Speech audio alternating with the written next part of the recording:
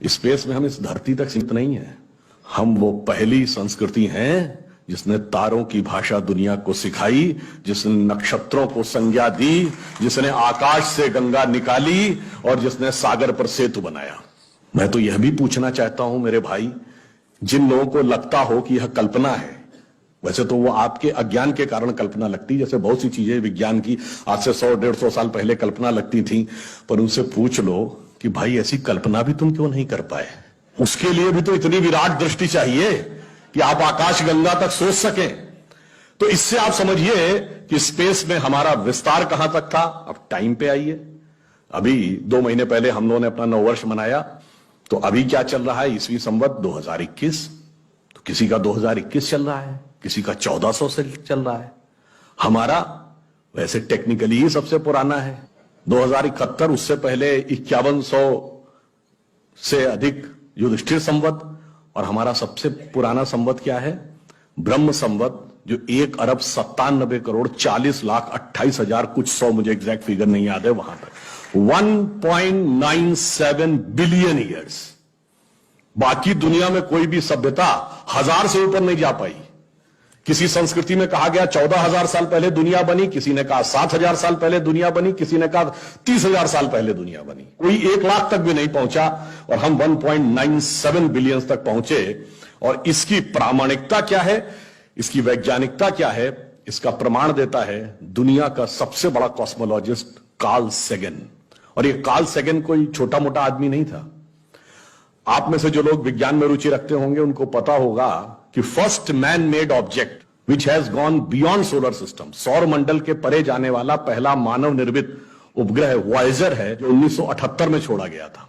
उस वॉयेजर में एक संदेश अंकित किया गया, उसमें चित्र भी बने हैं, भाषाएं भी लिखी हैं, तरह तरह की वॉइस रिकॉर्डिंग भी है। उस संदेश को जिस कॉस्मोलॉजिस्ट ने बनाया उसका नाम है कार्ल सेगन। तो आप समझिए वो कितना बड़ा और कितना महत्वपूर्ण व्यक्ति था। कार्ल सेगन लिखा है, only the ancient cosmological calculations of Hindus matches with the modern scientific calculations because they went to the billions। और आज हम मानते हैं कि 4.5 बिलियन ईयर है अर्थ की आयु, 1.97 बिलियन हमारे यहां मानी गई। कार्ल सेगन कहता है others were not able to even reach 100,000 and Hindus have calculated up to billions।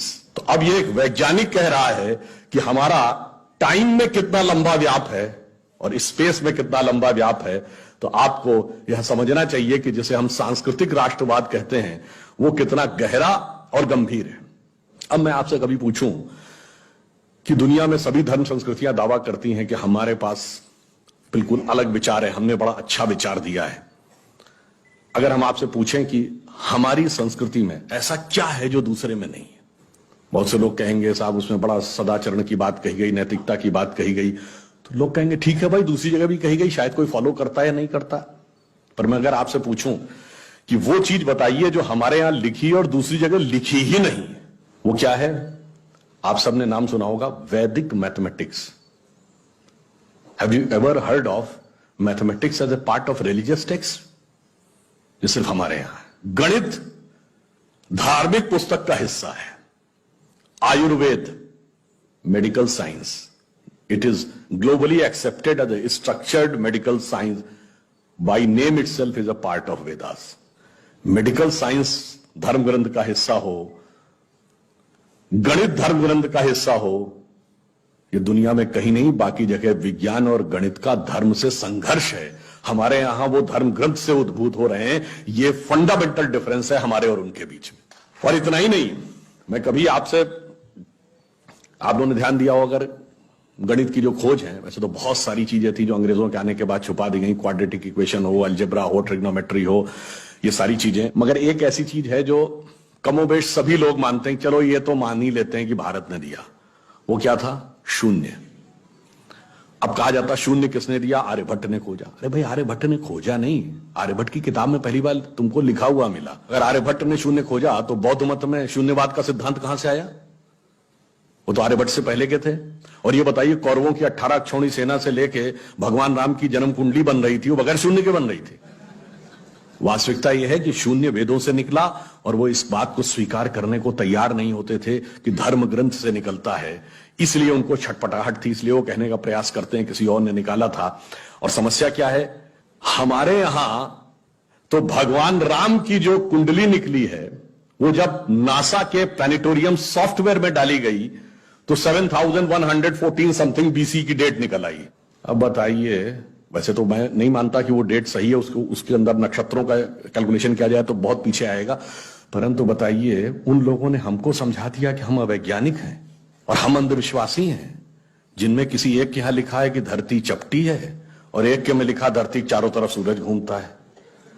और ऐसे महान ज्ञानदेव पाड़े लोगों ने हम लोगों को समझा दिया कि हम अनसाइंटिफिक थे और धरती को चपटी और धरती को इस सौरमंडल का केंद्र कहने वाले लोग वैज्ञानिक थे। आज भी जब सूर्य ग्रहण या चंद्र ग्रहण होता है, आप नासा की ऑब्जर्वेटरी बताती है ना, 1950 से पहले नासा नहीं था।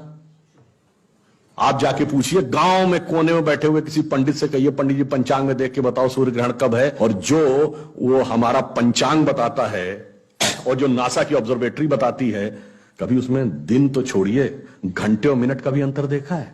हमारा तो कैलकुलेशन 5500 साल से एज इट इज चला रहा है, और उसके बाद उन्होंने हमें बताया कि हम अवैज्ञानिक हैं। आज भी आप बताइए, उत्तर भारत में उतना नहीं दिखता, दक्षिण भारत के मंदिरों में जाइए, नवग्रह बने हैं तो सूर्य केंद्र में है कि धरती केंद्र में है? सूर्य के 7 किरणें होती है, 7 घोड़े सूर्य के बने कि नहीं मंदिरों में? अब बताइए, ऐसा हमारे दिमागों में भर दिया जाता है। हम सब ने, हम लोगों ने भी विज्ञान में पढ़ा कि सबसे पहले 9 ग्रहों की खोज किसने की? केपलर ने, Kepler's law of planetary motion. हम सब ने, जिसने फिजिक्स पढ़ी होगी 10वीं 11वीं 12वीं में, कभी न कभी Kepler's law of planetary motion पढ़े होंगे कि केपलर ने सबसे पहले बताया कि 9 ग्रह होते हैं। अब ये बताइए, इधर जब हम पूजा करते हैं तो पंडित जी हाथ में जल ले क्या बोलते हैं? ब्रह्मा मुरारी त्रिपुरांतकारी भानु शशि भूमि सुतो बुधश्च और गुरुश्च शुक्र शनि राहु केतु सर्वे ग्रहा शांति करो भवन्तु। अब ये 9 ग्रहों के नाम केपलर बताए थे कि पंडित जी बताए हैं? और हजारों साल से बता रहे हैं। और उसमें मजे की बात यह है कि मंगल के लिए भूमि सुत, यानी भूमि का बेटा, धरती का बेटा शब्द है। या अब जाके साइंस ने यह कन्फर्म किया है कुछ समय पहले कि एक थ्योरी है कि कभी एक जमाने में बहुत बड़ा एस्टेरॉयड टकराया था कि धरती से, और धरती का एक टुकड़ा अलग हो गया था, वही टुकड़ा बाद में मंगल बन गया। और भूमि सुत हमारे यहां लिखा हुआ, मंगल के पर्यायवाची में भूमि नंदन भूमि सुत जैसे शब्द हैं। अब आप देखिए क्या वैज्ञानिकता है और कैसे उसको इसमें सम्मिलित किया गया। मैंने क्यों बताया, हमारे यहां विज्ञान और धर्म इस कदर एक मत है कि ये उनकी बुद्धि परप्लेक्स हो जाती है कि कैसे हो सकता है। अब मैं शून्य पे आता हूं। हमने शून्य खोजा, मगर महत्वपूर्ण बात है हमने शून्य क्यों खोजा? हम शून्य खोजने में सफल क्यों हुए और वो क्यों नहीं सफल हो पाए? बड़ी बड़ी दुनिया की civilisation, Chinese civilisation, Mesopotamian, Babylonian, Egypt की सिविलाइजेशन, ग्रीस की civilisation, Roman empire, Turkish empire, Inca, Maya, Aztec, कोई जरूर नहीं खोज पाया। उसका कारण यह है कि जो भी विज्ञान के विद्यार्थी हैं वो शून्य का महत्व समझते हैं। किसी संख्या को आप जितने से डिवाइड करते हैं, x डिवाइडेड बाई n, उसका रिजल्टेंट होता है। जैसे आप n की वैल्यू कम करते चले जाते हैं, रिजल्टेंट बढ़ता जाता है। यानी किसी संख्या को x बटे 20 से x बटे 10 का मान ज्यादा होगा, x बटे 5 उससे ज्यादा होगा, x बटे 4, 3, 2, और जब x डिवाइडेड बाई 1 होगा तो क्या होगा? x हो जाएगा। इसका मीनिंग जानते क्या है? अब मैं आपको बताता हूं ये किस ढंग से हमारे व्यवहारिक जीवन और चेतना का हिस्सा था। आप लोग कभी ये सोचिए कि आपको जीवन में क्या अच्छा लगता है और अच्छा लगना क्या है। मैं बिल्कुल साइंटिफिक एक्सप्लेनेशन की बात कर रहा हूं। Happiness is considered to be an energised state of mind. जब आप खुश होते हैं तो आप ऊर्जा महसूस करते हैं अपने मन में, मस्तिष्क में। अब आपने माना मुझे अमुक गाड़ी से घूमना अच्छा लगता है, अमुक कपड़ा पहनना अच्छा लगता है, अमुक चीज खाना अच्छा लगता है, फला मोबाइल मिल जाए अच्छा, फला जगह घूमने को मिल जाए, से 20 थिंग्स। तो your energised state of mind is associated with 20 things. वो इंटेंगल्ड हो गई है 20 जगह। अब आप अपने मन में सुख के लिए उन 20 वस्तुओं पे आश्रित हैं, तो x डिवाइडेड बाई 20 है। अब मान लीजिए आपने आत्म संयम किया और 5 चीजों से अपना मन हटा लिया, तो x डिवाइडेड बाई 15 हो गया। नेट रिजल्टेंट बढ़ गया। क्यों? वो ऊर्जा जो उन 5 पदार्थों के साथ संलिप्त थी वो आपने बचा ली, तो वो आपके अंदर रह गई। तो by law of conservation of energy आपका एनर्जी लेवल बढ़ गया। जब आप x बाई 10 पे आ गए, एनर्जी लेवल और बढ़ गया।